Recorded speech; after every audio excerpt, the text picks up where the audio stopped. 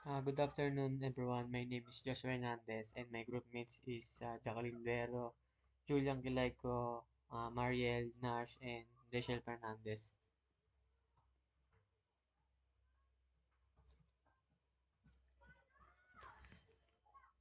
Mm, I'm here to discuss my contribution to our group on network design. Especially, I focus on the physical and logical design. Physical design, layout planning. I was responsible for planning the physical layout of the network, ensuring that all hardware components such as routers, switches, server, and workstation are working.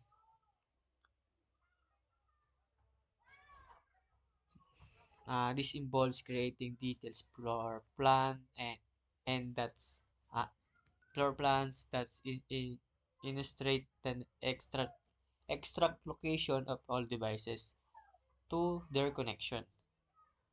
Next is the logical designs. I Sa logical design naman is I'm responsible for network segmentation. To improve security and performance, I implemented network segmentation. To this involves dividing the network into different segments or VLANs based on the function and security requirements of the different department. This segmentation helps to contain potential security branch and reduce unnecessary traffic of the network. Next is I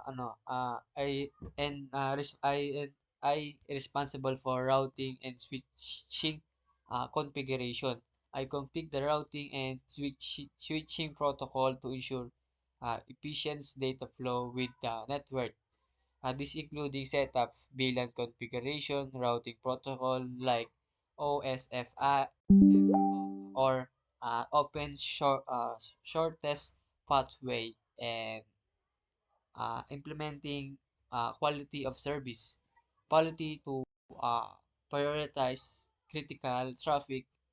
I also set up redundancy protocols such as SRP to ensure network availability and reliability. In this project, my contribution to my group project is including the details planning and implement of both the physical and logical designs of the network.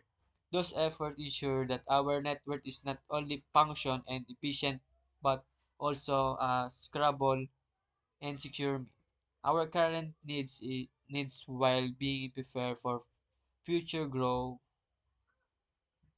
Thank you for the listening to my contribution to my group. If if you have any question or needs or details, feel me ask to free. That's all. Thank you.